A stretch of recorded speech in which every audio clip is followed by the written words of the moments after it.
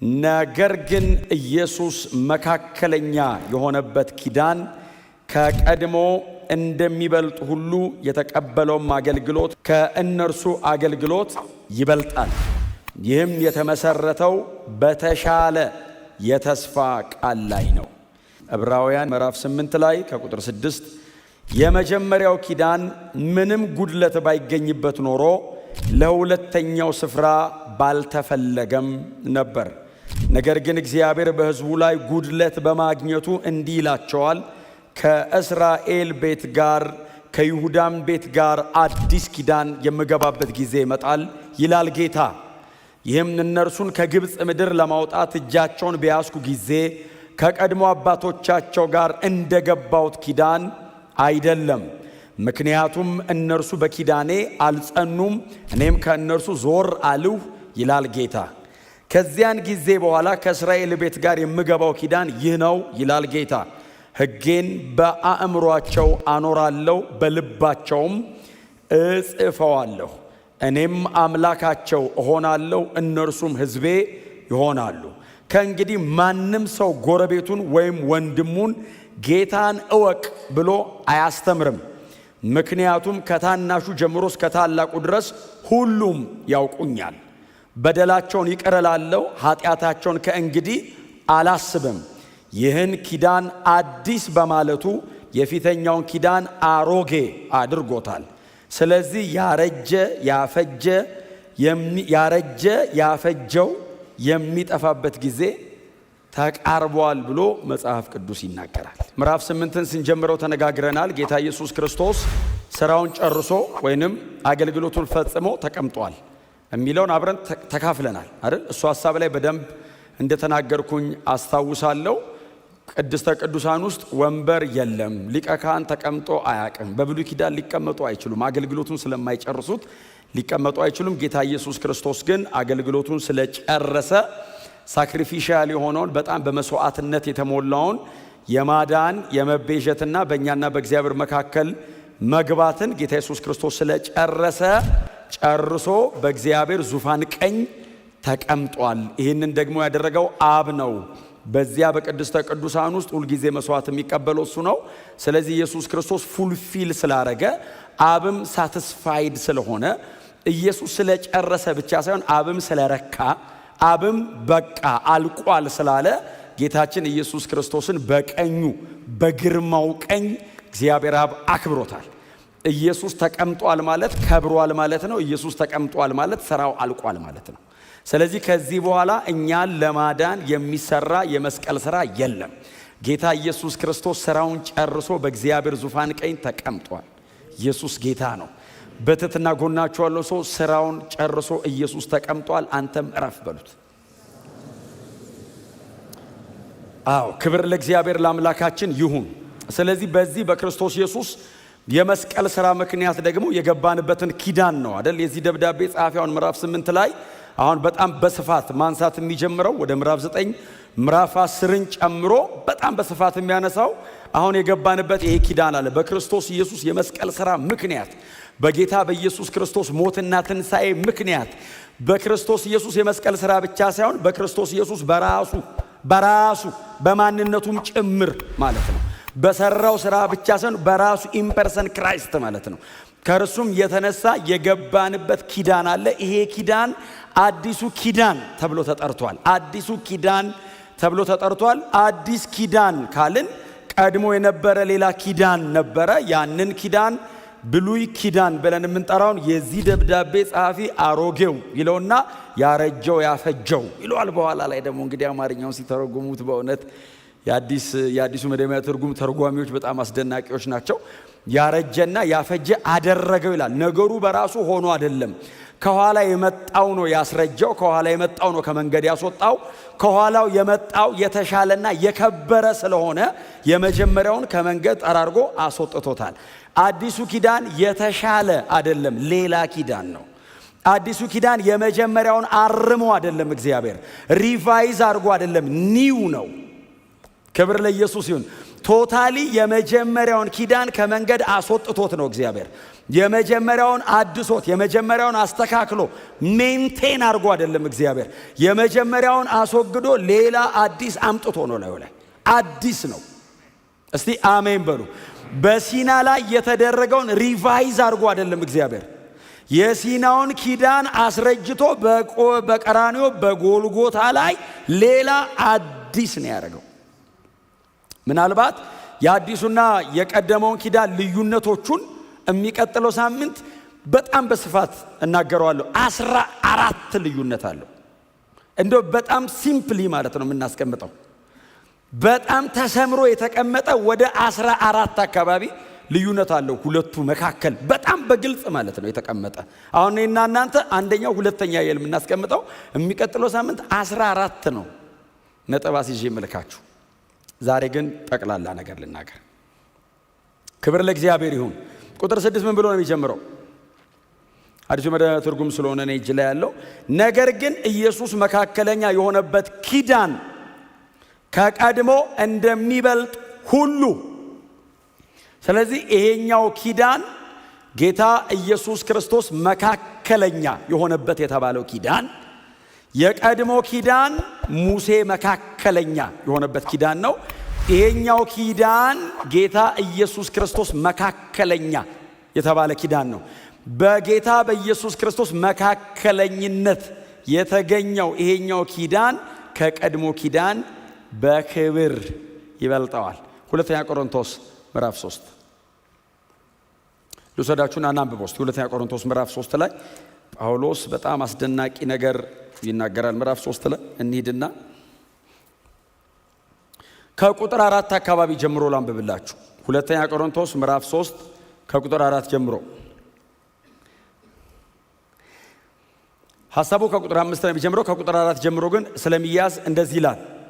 በክርስቶስ በኩል እግዚአብሔር ላይ ያለን እምነት ይህን የመሰለ ነው። ብቃታችን ከእግዚአብሔር ነው እንጂ በራሳችን ብቃት ከኛ ነው የምንለው አንዳች ነገር የለንም። እርሱ በፊደል ላይ ሳይሆን በመንፈስ ላይ የተመሰረተውን የአዲሱ ኪዳን አገልጋዮች እንድንሆን ብቆች አደረገን። ምክንያቱም ፊደል ይገላል፣ መንፈስ ግን ሕይወትን ይሰጣል።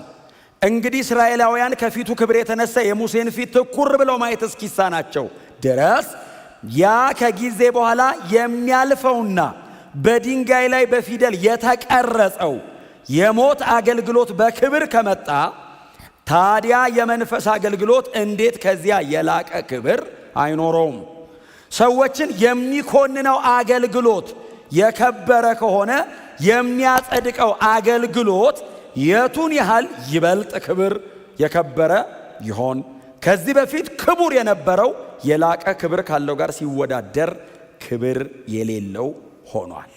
የሚያልፈው ያን ያህል ክብር ከነበረው ጸንቶ የሚኖረውማ እንዴት የላቀ ክብር አይኖረውም? ጳውሎስ ብሉይ ኪዳን ላይ የተደረገውንና አዲሱ ኪዳን ላይ ያለውን የሚያስቀምጠው ለሁለተኛ ቆሮንቶስ አድማጮቹ። እመካለሁ ይላል ጳውሎስ፣ እተማመናለሁ ይላል ጳውሎስ፣ ቀና ይላል ጳውሎስ። ይህንን ለሁለተኛ ቆሮንቶስ ተደራሲያን የሚጽፍላቸው በመካከላቸው በሙሴ በሕጉና በቀደመው ኪዳን ላይ በሚደረጉ ሪቹዋልስ የሚመኩ አንዳንድ አስተማሪዎች ነን መምህራን ነን የሚሉ ሰዎች በዙ መካከል ገብተዋል። በቤተ ክርስቲያን በሙሴ ይመካሉ፣ በሕጉ ይመካሉ፣ በሚደረጉት ሪቹዋሎችም ጭምር ይመካሉ። ሰዎችን ጎትተው ወደ ኋላ ለመመለስ ሲታገሉ ጳውሎስ እንደዚህ ይላል፣ እግዚአብሔር አገልጋይ ያደረገን የአዲሱ ኪዳን ነው ይላል። ኖ ጳውሎስ የቀደመው ኪዳንስ ይሉታል። የብሉይ ኪዳንስ ሲሉት ቆይ የአዲሱን ኪዳን አገልግሎትና አገልጋዮች ልንገራቸዋ። የዚህ ኪዳን አገልጋዮች እንድንሆን እግዚአብሔር ነው ብቃት የሰጠን። ብቋን ያደረገን እግዚአብሔር ነው፣ ከኛ አይደለም። የብሉይ ኪዳንና የአዲስ ኪዳን ቁልፍ ቃላቶች አሉ። የብሉይ ኪዳን ቁልፍ ቃል ኢፍ ዩ የሚል ነው። የአዲስ ኪዳን ቁልፍ ቃል አይ ዊል የሚል ነው። ብሉይ ኪዳን አንተ ማድረግ አለብህ ነው። አዲስ ኪዳን እኔ አደርገዋለሁ ነው የሚለው። ለዚህ ኪዳን ማንም የሚበቃ የለም። እግዚአብሔር ብቻውን ብቋን አረገን። our sufficiency ብቃታችን፣ ጉልበታችን፣ አቅማችን እግዚአብሔር ነው። የአዲስ ኪዳን አገልጋይ ለመሆን የሚበቃ እዚህ ቤት አንድም የለም። በእግዚአብሔር ፊት በወንጌል አማካኝነት ከተጨመርነው ከኛ ውጪ ማንም በብቃቱ፣ በጉልበቱ፣ በኃይሉ ማንም የአዲስ ኪዳን አገልጋይ ሊሆን አይበቃም። ጳውሎስን የሚያክል በጣም በብዙ መመዘኛ ኳሊፋይድ ኖት ኦንሊ ኳሊፋይድ ሞስት ኳሊፋይድ በጣም አንተ ትችላለህ የተባለው ሰውዬ እንደዚህ አለ፣ እኔ ብቁ አይደለሁም፣ የበቃን አይደለንም። እግዚአብሔር ብቃታችን ሆኖ የአዲሱ ኪዳን አገልጋዮች አደረገን። ብሉይ ኪዳንስ ሰዎቹን የጠየቀው ኑ አላቸው። በጣም እኮ ጳውሎስ በክብር ነው የመጣው አሉት። ብሉይ ኪዳን ባይዘ ክብር የሌለው አይደለም፣ አለው የራሱ ክብር። ይሄኛው ሲመጣ ነው ክብር የሌለው ያደረገው እንጂ በሲና ተራራ ላይ እግዚአብሔር ብሉይ ኪዳኑን የቀደመውን ኪዳን እግዚአብሔር በሙሴ በኩል ለሕዝቡ ሲሰጥ የተገለጠው ክብርና የወረደው ደመና፣ የተቃጠለ ተራራ፣ የተሰነጣጠቀ ድንጋይ ብዛት አለው።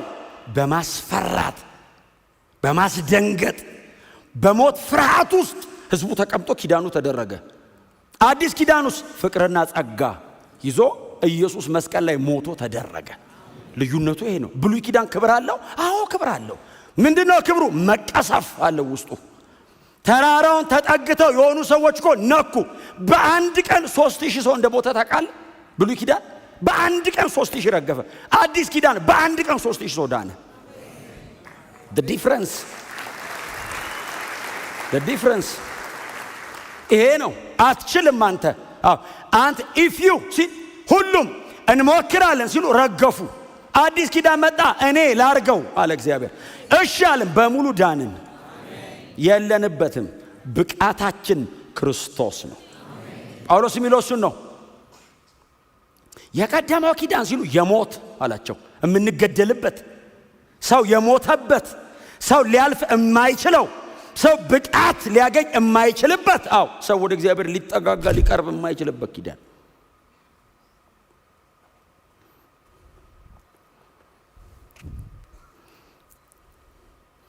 እንኳን ዘንድሮ ክርስቲያን ሆነን እንኳን ብሉይ ኪዳን አልተፈጠርን። በፍጹም እግዚአብሔር ጻድቅ ነው። ድሮም የነበሩ ሰዎች ልክ ነው። አዲስ ኪዳንስ እግዚአብሔር መጣ፣ አዲሱን ኪዳን አደርጋለሁ አለ። እኔ ላርገው አለ እግዚአብሔር፣ እኔ ልጨርሰው። እናንተ ይሄው ተሞከረ፣ አልቻላችሁም። አመጣችሁ፣ ልትበቁ አትችሉም አለ እግዚአብሔር። አትበቁም። እግዚአብሔር ለሰው ቻንስ ሰጣ አይደል? ኑስቲ ሞክሩት አለ። ስንጠጋው እንረግፋለን። ከነበደላችን ከነኃጢአታችን ነው የምንመጣው። ልባችን በብዙ ቂምና በጣም በብዙ አይነት በደል ተሞልቶ ነው የምንመጣው። እግዚአብሔር ጽድቅ ፊት መቆም አንችልም። እየሞትን ተቸገረ። እኔ ላርግ ኪዳን አለ እግዚአብሔር። እንዴት? ለብቻዬ ላርግ። የት? ቀራንዮ ጎልጎታ የራስ ቀን ላይ ላርግ ብቻዬን። አይ ዊል እኔ ልፈጽመው አለ። ስለዚህ እግዚአብሔር መጣና እንደዚህ አለ፣ አዲስ ኪዳን አደርጋለሁ አለ። አዲስ ኪዳን አርግልን ብለነው አይደለም ያረጋው፣ እኔ አረጋለሁ። ኢኒሺዬሽኑን የወሰደው እግዚአብሔር ነው። ለምን ነው አይደለም ያረጋው፣ ራሱ ነው። አዲስ ኪዳን እኔ አደርጋለሁ። ኤርምያስ 30:31 እስከ 34 ድረስ ቤት ሲገቡ ታነቡታላችሁ። እግዚአብሔር መጣና ትንቢት ተናገረ። የቀደመው ኪዳን ውስጥ ቆመው እግዚአብሔር ስለሌላ ኪዳን ትንቢት ተናገረ። አዲስ ኪዳን አደርጋለሁ ይላል የሰራዊት ጌታ እግዚአብሔር አለ ኤርምያስ። ኤርምያስ ይህንን የተናገረው ንጉሱ ሕዝቅያስ ሁለተኛ ነገሥት ምዕራፍ 23 አካባቢ ንጉሱ ሕዝቅያስ ቤተ መቅደስ አጽድቶ የሕጉን መጽሐፍ አንስቶ ኪዳን ሲያድስ ኤርምያስ መጣና እንደዚህ ያለው፣ አንተ ኪዳን እያደስክ ነው። እግዚአብሔር እንደዚህ ይላል፣ አዲስ ኪዳን አደርጋለሁ። ይሄኛውን ኪዳን አንተ እንደምታድሰው አላድስም። ይሄንን አስወግጄ አዲስ ኪዳን አደርጋለሁ። ምን አይነት ነው የሚያረገው ይላል ንጉሱ ሕዝቅያስ። በጣም ይጓጓላ። ምን አይነት ነው የሚያረገው ሲል በድንጋይ ታብሌት ላይ በድንጋይ ላይ የሚጻፍ ሳይሆን ሕጌን በልባቸው ላይ ጽፈዋለሁ። የድንጋይ ልብ አወጣና የሥጋ ልብ እሰጣቸዋለሁ። አንድ ሰው ለሌላ ሰው እግዚአብሔርን እወቅ እስከማይለው ለሁሉ እገለጣለሁ። እማደርገው ኪዳን በልባቸው ላይ ሕጌን እጽፈዋለሁ። ይሄ ማለት አዲሱ ኪዳን ወንጌል ነው፣ የጸጋው ወንጌል በክርስቶስ ኢየሱስ በኩል የቀረበው ይሄ ነው። የጸጋው ወንጌል ነው። እኔ ሰርቼ ጨርሻለሁ ነው አለ ኢየሱስ። መካከለኛ የሆነበት ኪዳን ሶስት ነገር ነው አይደለም የሚጽፈው? የተሻለ የተሻለ የተሻለ የሚለው ሶስት ነገር ነው። ቁጥር 6 ላይ ብቻ የተሻለ ኪዳን፣ የተሻለ አገልግሎትና ምንድነው ሌላኛው? እናንተ እጅ ላይ ባለው በቀድሞ ትርጉም ላንብብላችሁ። 6 ላይ እንደዚህ ይላል፣ በሚሻል ተስፋ በሚሻል ኪዳን እጅግ የሚሻል አገልግሎት ኤክሰለንት ፐርፌክት ሞር ቤተር። ክብር ለኢየሱስ ይሁን። የተሻለ ተስፋ፣ የተሻለ ኪዳን፣ እጅግ የበለጠ ደግሞ አገልግሎት። የት? ኢየሱስ መካከለኛ የሆነበት አዲሱ ኪዳን። ኢየሱስ መካከለኛ የሆነበት የአዲሱ ኪዳን የሚበልጥ ተስፋ አለው። የብሉይ ኪዳኑ ተስፋው ምንድን ነው?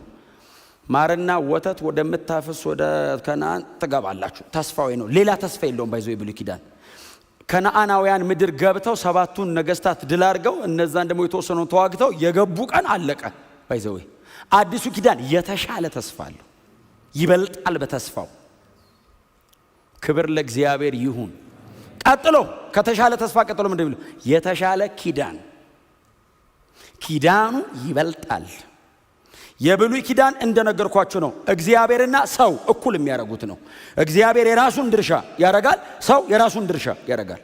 አዲሱ ኪዳን እግዚአብሔር ብቻውን ሰርቶ ጨርሶ ነው የሚጠራ። እኛ የምንመጣው ባለቀ ስራ ላይ ነው፣ በተጠናቀቀ ስራ ላይ ነው የምንመጣው። ሶስተኛው የተሻለ አገልግሎት። የብሉይ ኪዳን አገልግሎት የሚመለምለው አገልጋይ በሕጉ መሰረት ሌዋውያንን ብቻ ነው፣ አሮንን ብቻ ነው። የአሮን ፋሚሊን ነው የሚመለምለው ለአገልግሎት። የአዲሱ ኪዳን አገልግሎት በክርስቶስ ኢየሱስ ያመነ በሙሉ ካህን ነው። ኢየሱስ ክርስቶስ ነው ሊቀ ካህናችን። አማኝ በሙሉ ካህን ነው። ሁሉንም ሰው ኢንክሉሲቭ ነው። ሁሉንም ይጠቀልላል። አዲስ ኪዳን የሚበልጥ አገልግሎት፣ ሁሉን የሚያበቃ አገልግሎት፣ ሁሉን የሚያስጠጋ አገልግሎት፣ የሚበልጥ አገልግሎት። ክብር ለእግዚአብሔር ይሁን። አዲስ የሚለውን ቃል ልንገራችሁ። አዲስ የሚለው ቃል ኮይኒዮስ የሚል አንድ ቃል የሚጠቀመው የግሪኩ ቃል ኮይኒዮስ። ኮይኒዮስ ማለት በሳይዝና በዲግሪ ከፍ ያለ ሳይሆን በኔቸር ደረጃ የተለየ ማለት ነው። በኔቸሩ ሌላ ነው።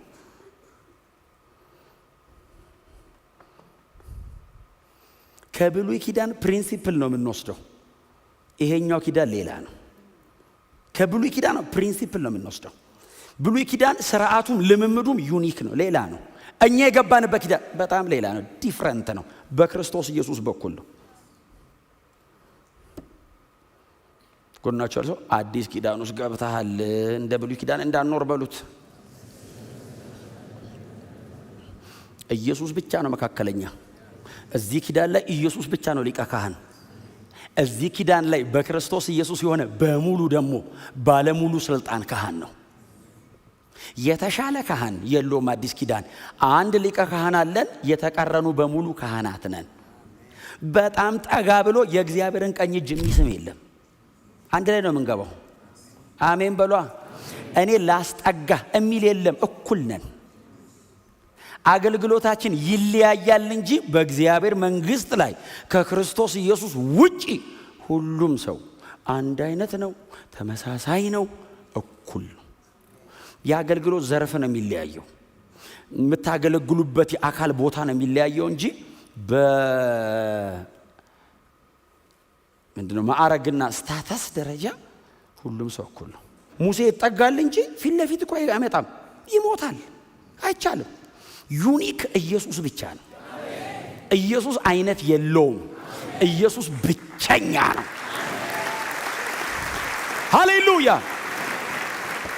ከኢየሱስ የተነሳ ሁሉም ሰው ከኢየሱስ የተነሳ በጌታ የሆነ ይሄንን አስምሩበት። ከኢየሱስ የተነሳ ሁሉም ሰው በእግዚአብሔር መንግሥት እኩል ነው። የተለየ የሚባል ሰው የለም። ቀላል አይደለችም እቺ ነገር። እናንተ በጣም ጥሩ ሰዎች ስለሆናችሁ ነው ባይዘው አሜን የምትሉኝ። በእውነት ነው የምላችሁ፣ እንዳይተናነቃችሁ በጣም በቀላሉ ዋጡት። ክርስቲያን መሆን አለባችሁ። እውነቴን ነው የምላችሁ። እናንተም ወደ እግዚአብሔር አስጠጊ እንደሆናችሁ እንዳይሰማችሁ፣ የሚያስጠጋም እንዳፈልጉ። ኦልሬዲ ኢየሱስ ውስጥ አስገብቶናል። ያለነው ቅድስተ ቅዱሳን ነው። ኢየሱስ ካከበረኝ ክብር በላይ አልከብርም። የመጨረሻውን ክብር በክርስቶስ ኢየሱስ በኩል ተገኝቷል።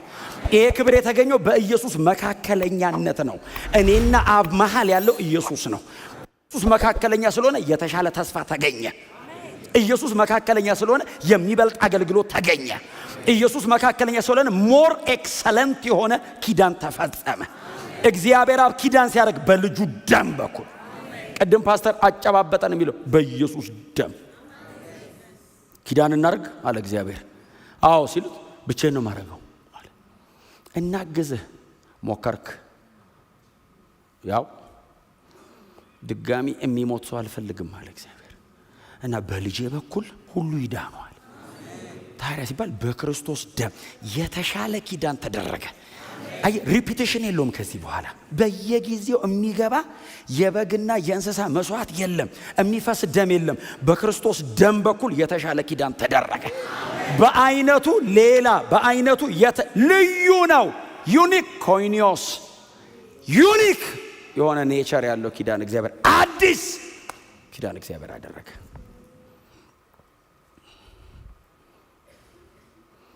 ይሄንን ሐሴት አርጉት እስቲ። ያኛው ጳውሎስ እንደዚህ ይለዋል። ጳውሎስ ነው ያለው። ሳነበው አብረን ያነበብ ነው። ጳውሎስ ነው ያለው። በእውነት በጣም ነው የምገረመው ነው በብሉይ ኪዳን ባይዘው ሳነበው። ውዱድ ኮመንሊ ውዱድ ከብሉይ ኪዳን ነው ተነስተን የምንማረው። አይገርም? ብሉይ ኪዳን በጣም በእሳት በደመና በባህር መከፈል በመሬት መንቀጥቀጥ እኮ ነው የሚመጣው። በጣም እኮ ነው የሚደንቀው። ጳውሎስ እንደዚህ ይለዋል። የሞት እኔማ ሳደንቅ ስገረም በእውነት ነው የምላችሁ። ቃይን እዚህ ቢሮ ቁጭ ብዬ እያነበብኩ ዋይ ጉድ እላለሁ ብቻዬን እንደ ሞኝ። ዋይ ጉድ ምን አይነት ኪዳን ነው! እንዴት አይነት አገልግሎት ነው! ምን አይነት መመረጥ ነው እላለሁ ሰዎቹን እያየሁ። ጳውሎስ መጣ። በእርግጥ እነዛ የሕግ አስተማሪዎች ትንሽ አናደውታል። ኢየሱስን አቃለሉበት እና በብሉይ ኪዳን ሊመኩ ሲሉ የሞት ሰው የሚያልቅበትን ኪዳን ነው የምትመካው፣ አንተም ትሞታለህ አለ። ከዛስ ከጊዜ በኋላ የሚጠፋ ማቆያ አለው፣ ሞግዚት እና አባቴ እግዚአብሔር በልጁ በክርስቶስ ኢየሱስ በኩል እስኪ አቅፈኝ ድረስ መጠበቂያ። ሕግ እኮ እንደሱ እኮ ነው የሆነው። ብሎን አልተመቸ ነው። የሞቱ ግደለው፣ ይቀሰፉ፣ በቃ አለቅን አለ። ሞግዚት ገደለን። አገላብጦ መግረፍ እኮ አይደለም መሞት ሆነ። በቃ ስራችን መጣ። ጌታ ኢየሱስ መጣ። አባታችን በልጁ በኩል መጣ። አምጣ ልጄን አለ። አምጣ ልጅ። አሁን አባት እጅ ላይ ነህ። the safest place እግዚአብሔር እጅ ላይ ነው ያለው። አየ እግዚአብሔር እንደዚህ የሚያቅፍ የሥራ አይደለም ግንኙነታችን የህይወት ነው። አየ እግዚአብሔር ምን ሰርተሃል አይደለም የሚለኝ፣ ልጄ ነህ ነው የሚለኝ። የህይወት ቁርኝት አለን በክርስቶስ በኩል ወንጌል እግዚአብሔር በቅዱስ ቃሉ ወልዶናል። ኢየሱስ ጌታ ነው። ቁርኝታችን አንድነታችን አሁን የህይወት ነው፣ የህይወት ነው። የኔና እግዚአብሔር መሃል ያለው ምን ሰራ ምን አልሰራ አይደለም። መጀመሪያ ልጅነቴ ላይ ነው። ከዛ ልጅ ስለሆንኩ ነው ማፈራው፣ ልጅ ስለሆንኩ ነው እንደ ልጅ ማድገው ምኖረው እንጂ ልጅነቴ ነው የሚቀድመው። ምን አልሰራም ብሎ እግዚአብሔር እየመታ አይደለም ያሳድገኝ። እግሩ ላይ ቁጭ አድርጎ እየመከር ካንተ ልጅ እንደምታሳድገው በክርስቶስ ደም በኩል በተሰራው ስራ በኩል ደግሞ በራሱ በክርስቶስ ኢየሱስ ማንነት በኩል እንዴት እደነቃለሁ መሰላችሁ። በኢየሱስ ክርስቶስ በራሱ በኩል እግዚአብሔር መጣ። የሰራው ስራ አለ እኮ ኢየሱስ። ፐርሰኑ ደግሞ አለ። ራሱ ኢየሱስ አለ። እግዚአብሔር ልጁን አይቶ የሰራውን ስራ አይቶ ከኔ ጋር ኪዳን አድርጎ ልጆቼ ናችሁ አለ። ተቀበለን፣ አቀፈን። የአብ ጠረን አሁን ይሸተናል። ጠረኑ ሙቀቱ ይሰማናል። የአባትነት ፍቅሩ አለ። ወንጌል ጸጋና ፍቅር ነው። ግሬስ አለው፣ ላቭ አለው። ጎስፕል እግዚአብሔር ያደረገው ኪዳን እሱ ነው። ግሬስ አለው። ታውቃለህ? አሁን እግዚአብሔር ለምን አልሰራህም ብሎ አይመታህም። ብቃት ጸጋ ሰጥቷል። ቀጥሎ ፍቅር አለው። የሚፈተን ሊጥልህ አይደለም፣ ማደግን ቼክ ሊያደርግ ነው። ብሉይ ኪዳንስ ትሞታለህ። ፈተናው ለመጣል እስኪመስል እስቲ ለፉ ሲባል ሲያልፉ 24,000 ሞተ ይላል። አላለፉ እርግፍ። አዲስ ኪዳንስ አላለፍክም አይደለም ይል ጸጋ። እግዚአብሔር ተወጣው አይደለም ይል እንካ መውጫውን ጸጋ ሰጥቶ አልወጣም ካልክ አልፈለክም። ጸጋ ኢትስ ኤ ዲቫይን ኢንዶመንት፣ የመለኮት ብቃት ነው። መለኮት አቅሙን ነው የሚሰጠው። ውጣው ይላል። ኢየሱስ የወጣበትን ይሰጣል። እንካ ይሄው እኔ በዚህ በኩል ና በዚህ ጋር መንገዱም ይሆንና ጸጋውን መንከ ይላል። መንገድ አሳይቶ ጸጋ ሰጥቶ ተሻገር። እንዲህ ተሸክሞ ዝለል ሲል አልዘልም ካልክ መቼስ እግዚአብሔር ያዳነው ሮቦት አይደለም ሰው ነው። እምቢ ካላልክ በቀር እግዚአብሔር የሚያስፈልገንን በሙሉ በአዲሱ ኪዳን ላይ ሰጥቶናል። አንድ ጥቅስ ልንገራችሁ። ሁለተኛ ጴጥሮስ ምዕራፍ 1 ላይ ቁጥር 3 እና ቁጥር 4 ላይ እንደዚህ ነው። ከቁጥር 1 ጀምሮ ሰላምታው ምንድነው የሚለው?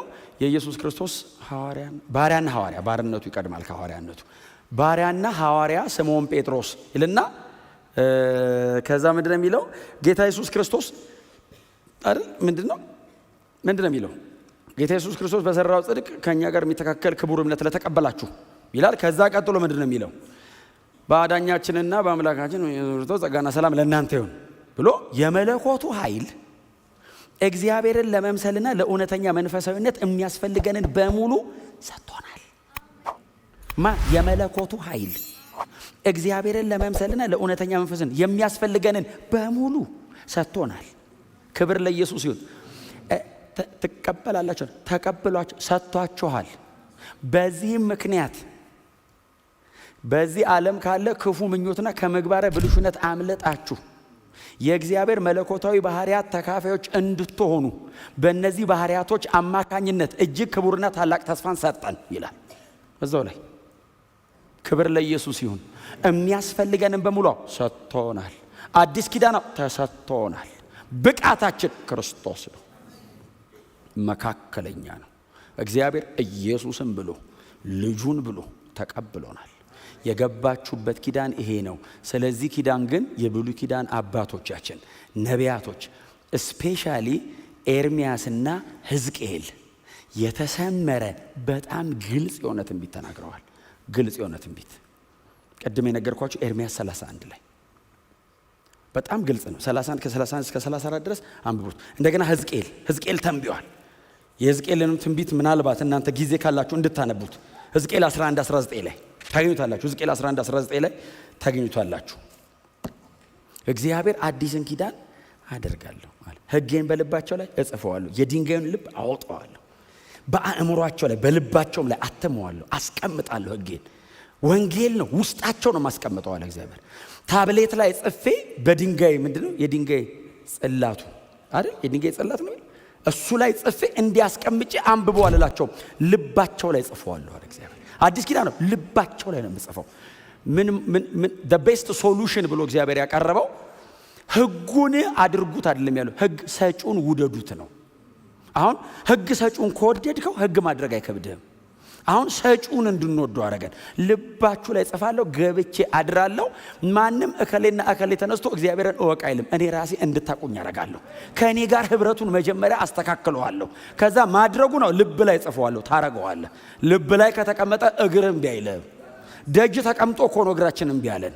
ልባችን ሌላውን የሚያስበው ውስጥ የለም፣ ሕጉ ደጅ ነው ያለው። ስለዚህ እግር ወደማትፈልገው ይዞ ይሄዳል። ልብን የሚመራው ሌላ ነው። እግዚአብሔር መጣና እንደዚህ ያለ ልባው ድንጋይ ነው፣ አወጣውና ስጋ አስገብቼ ሕጌን እጽፍበታለሁ። ያኔ እና አልልም ትመጣለህ። ያኔ እከሌ አይነግርም፣ ራስህ ታቀኛለህ። አያችሁ እግዚአብሔርን መውደድ ሕግን ለመፈጸም ቀላሉ መንገድ ነው። እግዚአብሔር አረጋለሁ ያለው እሱ ነው። እኔን እንድትወዱኝ አረጋለሁ። አዲሱ ኪዳን ነው እኔን ከመውደድ ይነሳል። ልባቸው ላይ ጽፋለሁ ማለት ባይዘው ሪማይንደር እገጥማለሁ ማለት አይደለም ትርጉሙ። በየጊዜው እንዲያስታውሱ አረጋለሁ አይደለም ትርጉሙ፣ እንዲወዱኝ አረጋለሁ። አሁን ደስ ብሏችሁ አይደለም ጌታን የምትከተሉት? እኔ በእውነት ነው የምላችሁ በህይወት ምንድነው በጣም ኢንጆይ የምታደርገው ካላችሁ ኢየሱስን መከተል፣ ከጌታ ጋር መሆን። እኔ አሁን እንትን ስለመፈጸምና ስላለመፈጸም ሁሉ አላስብም። ከጌታ ጋር መኖር ነው የማስበው። ከኢየሱስ ጋር መኖር አይናፍቃችሁም? ጌታ ያረገው እሱ ነው፣ እንድንወደው አረገን። ከዛ እሱን አለማሳዘን ነው ያንተ ደስታ። አሁን አንተ ልታዝን ትችላለህ አንዳንድ ነገር ስትተው፣ እሱን ደስ ካለው እተውለታለሁ ትላለህ። ሕጉን ልብ ላይ እኮ ጽፎት ነው፣ እዚህ ውስጥ ነው ያለው። አሁን እከሌ ከደጅ መጥቶ እንዲህ አታርግ እስኪል እኮ አትጠብቅም። ውስጥ ትዝ ይልሃል። ስታደርገው ኖ ትላለህ። አሁን አላደርገውም ብቻ አይደለም የምትለው፣ አላደርገውም ብቻ አይደለም እኮ የምትለው፣ እማታደርግበት አቅምም አለ ውስጥ። አንዱ አቅም ጸጋ ነው። ሌላኛው ደግሞ እሱን ራሱን መውደድ፣ ፐርሰኑን መውደድ፣ ኢየሱስን መውደድ፣ ከጌታ ጋር መኖር፣ ከክርስቶስ ጋር አብሮ መውጣት መግባት፣ ከኢየሱስ ክርስቶስ ጋር አብሮ መመላለስ። አንተ ገብተህ ቤተ ቁጭ ስትል ብቻህን አይደለም፣ ጌታ ካንተ ጋር አለ። ስትተኛ አይተውም፣ አብሮሃል፣ ይጠብቅሃል ቁጭ ብሎ። አንተ ስትተኛ አብሮ አይተኛም፣ ቁጭ ብሎ ይጠብቅሃል። ስትነሳ አብሮሃል፣ ወደ ስራ ስትሄድ አብሮ ይሄዳል፣ አይተውህም። ቻሌንጅን አብሮ ይቀመጣል፣ ይጋፈጥልሃል። ጦርነትም አለ እሱ። አሁን እኛ የምናየው በጣም ትንሽ ነው። 2-3 የጠላት ፍላጻ ሽው ሽው ሽው ሲል ሊገለኝ የመከረ እንላለን። 98ቱን እኮ እሱ ነው የጣለው። 2 ነው ያየው አንተ እንዴ? መዝሙር 91 ላይ ያለው ዝም ብሎ ዳዊት ራሱ የገባው በቀን ከሚበር ፍላጻ፣ በቀትር ከሚሄድ ጋኔል፣ በሌሊት 24 ሰዓት ነው ባይዞ ጦርነቱ 24 ሰዓት መዝሙር 91 እኮ። እና አንተ በዚህ ሁሉ እንዴት ነው የምትሆነው? በልዑል መጠጊያ የሚኖር ሁሉን በሚችል ጥላ ውስጥ ያድራል። በቃ ዳዊት በሰላም የምኖረው ስለዚህ ሲሯሯጥ ነው የሚውለው አለ። እና ሁሉን በሚችል አምላክ ጥላ እግዚአብሔር እንደዚህ። እስቲ አሜን በሏ። ጮክ ብሉና አዲስ ኪዳን ገብቻለሁ በሉ። ድገሙና የአዲሱ ኪዳን አገልጋይ ነኝ በሉ።